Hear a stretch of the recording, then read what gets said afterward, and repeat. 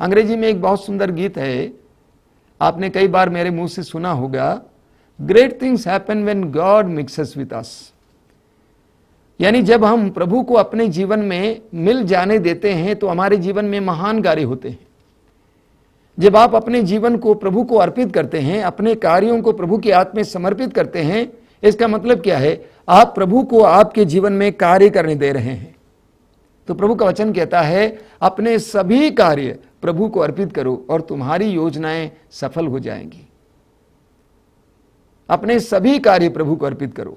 कभी कभी लोग अपने जीवन में शिकायत करते हैं कि मेरे अंदर प्रतिभाओं की कमी है, मेरे अंदर बुद्धि शक्ति की कमी है। सुसमाचार में बहुत सुंदर उदाहरण है।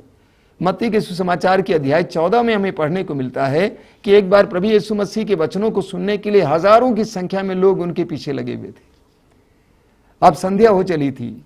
शिष्यों ने प्रभु से कहा कि प्रभु, इन सबको गांवों में जाने दीजिए ताकि वे अपने लिए भोजन की सामग्रियां इकट्ठा करें।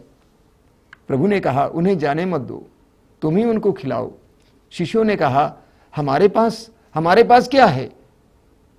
5 रोटियों और 2 मछलियों के अलावा हमारे पास कुछ भी नहीं है। तो प्रभु ने कहा, जो तुम्हारे पास है मेरे पास ले आओ, जो तुम्हारे पास है मेरे पास ले आओ। और शिष्य 5 रोटियों और 2 मछलियों को लेकर प्रभु के हाथ पास पहुंच जाते हैं। प्रभु ने उनको उठाया और आशीष की प्रार्थना पढ़ी और 5000 से भी ज्यादा लोगों को खिलाया। बहुत सुंदर उदाहरण है हमारे लिए। कई लोग अपने जीवन में शिकायत करते हैं कि मेरे अंदर शक्ति की कमी है, प्रतिभाओं की कमी है। लेकिन जब हम अपने जीवन की उन दुर्बलताओं को भी प्रभु के हाथ में समर्पित करते हैं, प्रभु उन दुर्बलताओं से महान कार्य उत्पन्न कर सकते हैं।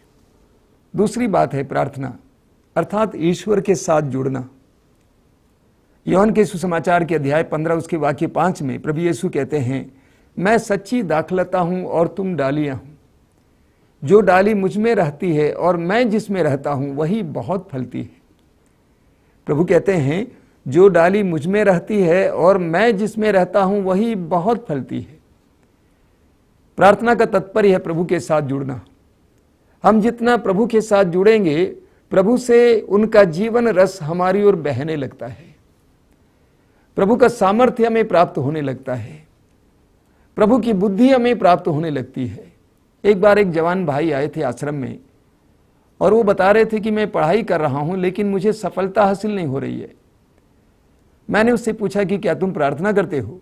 वो मुस्कुराने लगा। उसने कहा कि देखिए, मैं इन सारी बातों पर विश्वास कम करता हूं, मैं परिश्रम पर विश्वास करता हूं। मैंने कहा, बेटे तुम परिश्रम करते हो लेकिन परिश्रम ही काफी नहीं है, वो मात्र 50% है। प्रभु का वचन कहता है कि मनुष्य योजनाएं बनाता है लेकिन उसकी सफलता प्रभु पर निर्भर है। इसलिए मैंने उससे कहा कि तुम्हें प्रभु के साथ जुड़ना होगा। जिस ईश्वर ने तुम्हें बुद्धि प्रदान की है उसके साथ जुड़ने से तुम्हारी बुद्धि और बढ़ेगी। जिस ईश्वर ने तुम्हें धन प्रदान किया है उस ईश्वर से जुड़ने से और ज्यादा धन की प्राप्ति होगी। जिस ईश्वर ने तुम्हें शक्ति प्रदान की है उस ईश्वर के साथ जुड़ने से तुम्हें और शक्ति प्राप्त होगी। यिर्मयाह नबी के ग्रंथ के अध्याय 29 वाक्य 11 में प्रभु का वचन कहता है, तुम्हारे लिए निर्धारित योजनाएं मैं जानता हूं। देखिए कितना सुंदर वचन है। प्रभु कहते हैं, तुम्हारे लिए निर्धारित योजनाएं मैं जानता हूं, तुम्हारे हित की योजनाएं अहित की नहीं, तुम्हारे लिए आशामय भविष्य की योजनाएं। आगे प्रभु कहते हैं कि तुम संपूर्ण हृदय से मुझे ढूंढोगे, मैं तुम्हें मिल जाऊंगा और मैं आकर तुम्हारे भविष्य को पलट दूंगा। हमारे आश्रम के भोजन कक्ष के सामने कुछ चमेली के पौधे हैं, कई वर्षों से वहां पर हैं। कुछ साल पहले तक उस पर कोई फूल नहीं लगते थे और इसीलिए मैंने सोचा कि ये जंगली पौधे हैं, उखाड़ कर फेंकने वाला था कि मेरे साथ रहने वाले एक दूसरे व्यक्ति ने मुझसे कहा कि मुझे समय दीजिए, और उन्होंने उन पौधों के चारों ओर कुड़वाया और उसके नीचे बहुत खाद डलवाया।